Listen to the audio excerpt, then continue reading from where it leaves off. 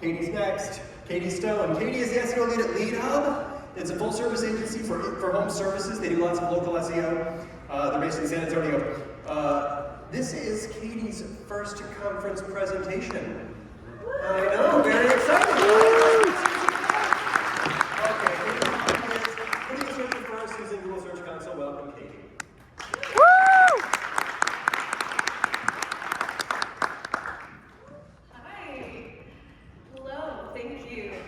Super excited to be here. As he just said, my name is Katie Stone and I am from Lead Hub. We focus on home service industries and we do full service marketing for any sort of HVAC, plumbing. We do full service commercials, web design, PPC, anything for that. But we're here to talk about SEO. So first, a little bit about me, since it is my first time. I am from Texas, born and raised. I am probably going to say y'all a lot. Sorry, not sorry. I am a huge lover of photography. I have some wildlife photography on my Instagram. Check it out at Katie Stone SEO. I am a hashtag dog mom. I have a rescue pit bull. I love her to death. She's my daughter. And I love reading, introverted, lifestyle, love all that. But the most important thing about me is I am a massive Swiftie. You can see in this picture of me over there that I have this glow, this light in my eyes. I wasn't getting married, I wasn't having children, I was at the Eras tour. So it was a great time. But enough about me. We are going to go over advanced GSC analytics today. We're going to talk about how to use regex in GSC. We're going to go over a strategy I like to call query listening. We're going to go over a few case studies and how we sort of implement this strategy, and then I'll leave you with a few takeaways. First, we want to find the data that matters to us, or to our users, rather. This data is going to be not just our impressions, our clicks. This is how our impressions and clicks are going over time and how our users are behaving. But before we get into that, I have to recommend the Chrome extension Google Search Console Enhanced Analytics. It's absolutely free. I am not sponsored. I am not being paid by them. I would love that. But that is not happening. But I highly recommend it. It helps us visualize our search queries and how we're performing in Google Search Console. It really helps us, it helps me not have to do a lot of math, which I love. I don't really like math. But we can see over time our clicks differences, our impression differences, and it can help us pull it into a nice spreadsheet. This is a visualization our very lovely graphic designers made for me because I didn't want to just show you a spreadsheet, screenshot. And but I did want to show you what we can pull from this. So we can get our clicks differences and our impression differences, and from there we can pull a lot of helpful data and information. We can see how our content is performing over time. We want to see what our users are liking, what they're disliking. We want to see content decay. We want to see content growth as well. This helps us with our future content strategies. This is an example. So this is a blog from a water softener company in Austin, Texas. So this was one of their highest performing blogs, but nothing good lasts. And we were seeing some sort of decay happening, the first signs of decay. We were able to identify it very quickly using Google Search Console Enhanced Analytics. And what we were able to see was some very light plateauing. So rather than just let it decay, let go of one of our best performing blogs, we had our content team get in there, make updates, and refresh the blog with new keywords, new content that would excite and delight our users. And within a month, we saw some pretty great results. So this was a very quick turnaround. Saw a 54% increase in impressions, 108% increase in clicks in just a month. Oops, wrong way. So this is another company that came to us right at the beginning of February. So that red line is kind of where we started looking at their strategy. They are an AC company up in Pennsylvania. It's pretty rural, but they were really only getting branded clicks, branded searches. They weren't getting any sort of driven content from their actual services. So over that month, you can see it's still kind of flat. That's when we were rewriting their copy and everything. And then in March, end of March, we completely changed their content strategy. And we saw that, upward to the right trend that we all love to see. But that is all very basic. We can go a lot deeper than that. So we can narrow down what matters to our audience using some simple regex formulas. So I'm not going to waste your time. You can definitely Google this. Y'all better know how to do that. But I'm just going to go over a few quick and easy symbols that we can use on our Google Search Console. So first we have our pipeline. This is a symbol that stands for or. So very basic. It allows us to have multiple key queries. Our parentheses symbol allows us to have multiple expressions in one search. And the period asterisk combo symbol allows us to do wildcard searches that match 0 or more characters. To get that, we're going to go to our performance report in Google Search Console. We're going to select New and then Query. Then we're going to hit that lovely little drop down and then hit Custom Regex. And from there, this is where we use the symbols we just learned. We do the period asterisk combo, parentheses, we add our queries, our pipelines, another asterisk, another parentheses, and a period asterisk combo again. All of this will help us identify content opportunities. So I have some examples to show you. You may be wondering what kind of queries we can do with these regex searches.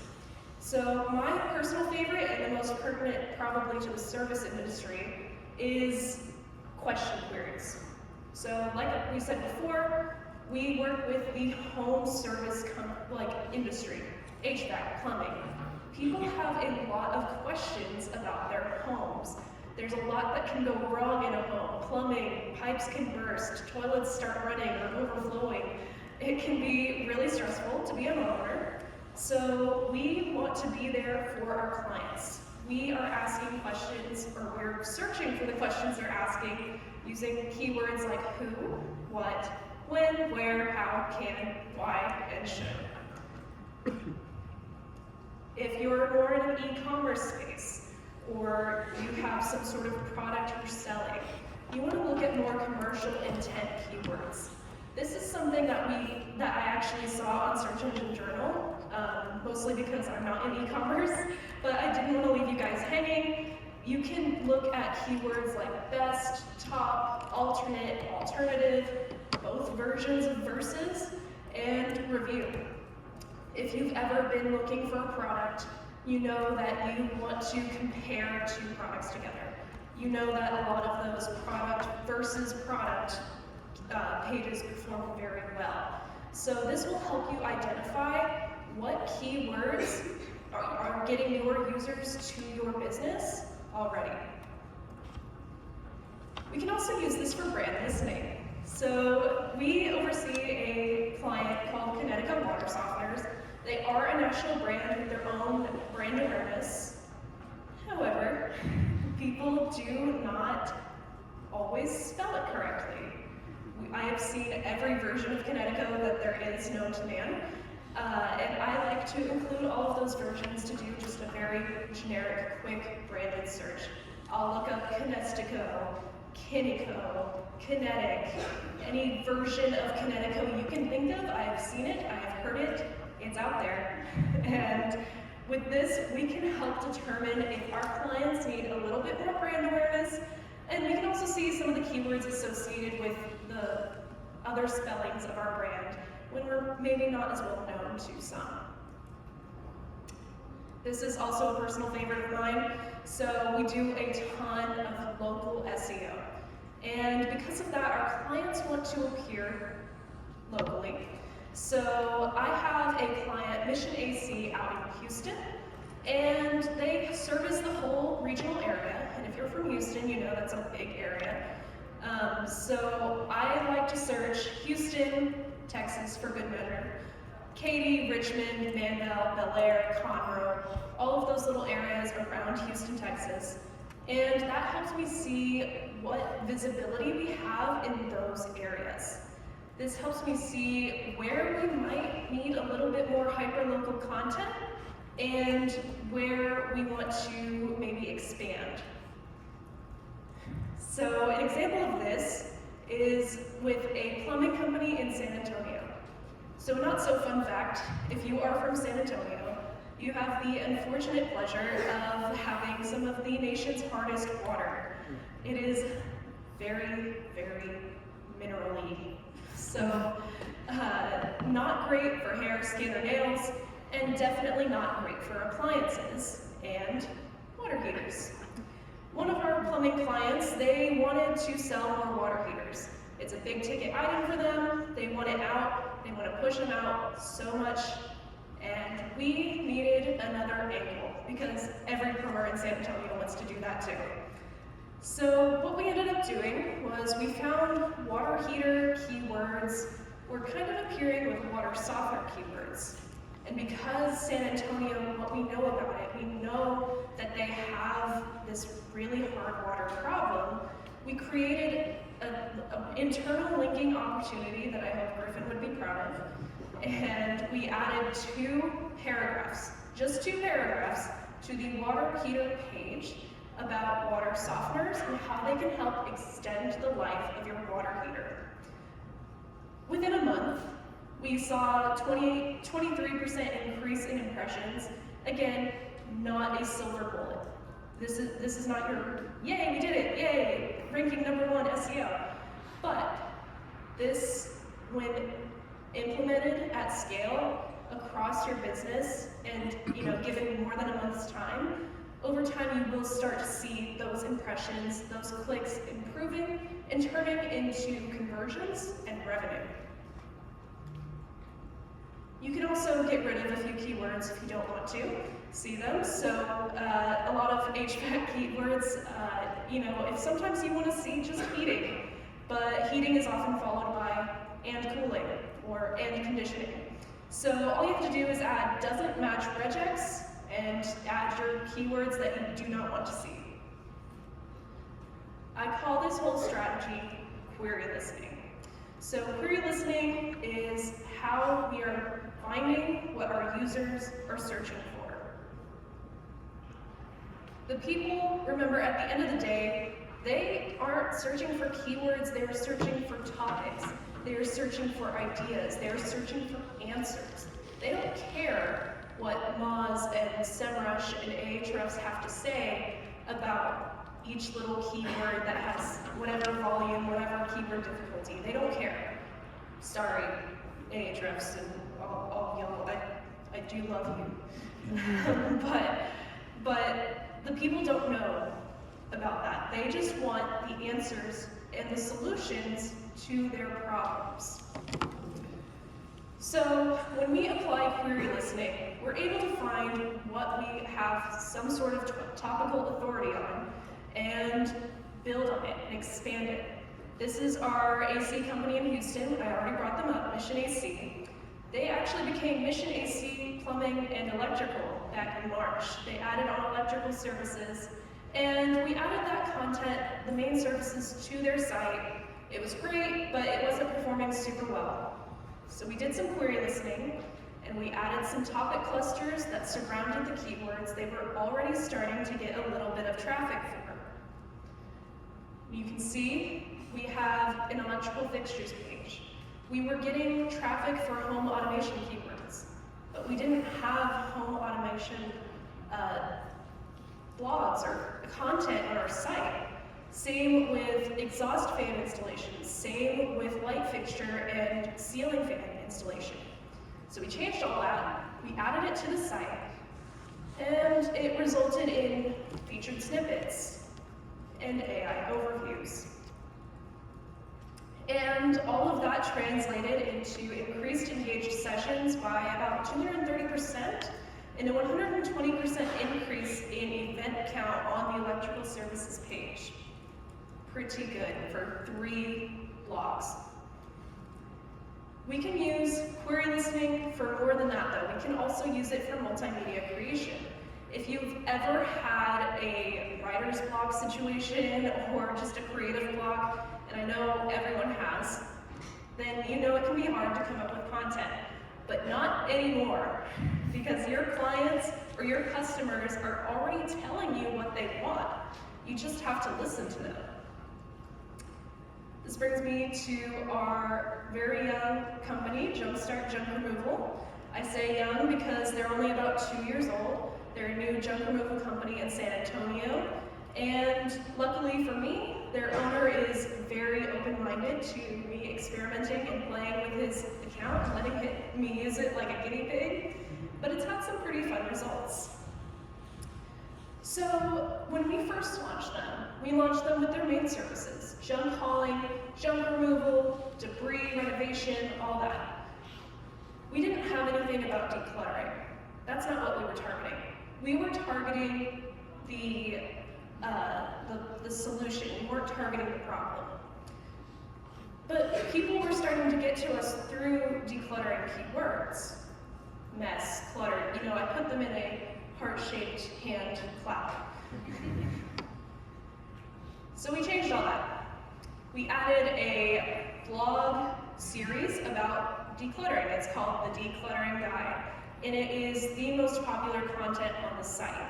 We just reached for the keywords that our clients were searching. We created so much content out of this, not just website content. We created infographics. We created social media posts, newsletters, everything we could do to reach every member of our audience. And again, it worked. We saw ourselves appearing in featured snippets, AI overviews. And I know that AI overviews were very scared of the no-click search, the zero-click search. But we still want to be at the top, because if we're not, somebody else is. So we want to make sure we are targeting the problem and not the solution. Our users are seeking a solution, so if we give them the problem, they will find the solution on their own. We have the junk removal stuff on our site already, but we also have their problem, something that pains them. We want to reach that. And again, we saw a 159% increase in engaged sessions on the blogs and a 62.78% event count on the blogs just from this series alone. So go out there, make data-driven marketing decisions, listen to your users. And if you're going to take anything away from this, use advanced analytics for deeper tracking. Use regex to get into the nitty-gritty of your GSC library. It's all there. It's all being tracked. You just need to take advantage of it. And then always ask and answer the questions your audience is asking, and you'll be able to meet them where they are. Thank you very much. My name is Katie Stone. Be sure to follow me. Thank you.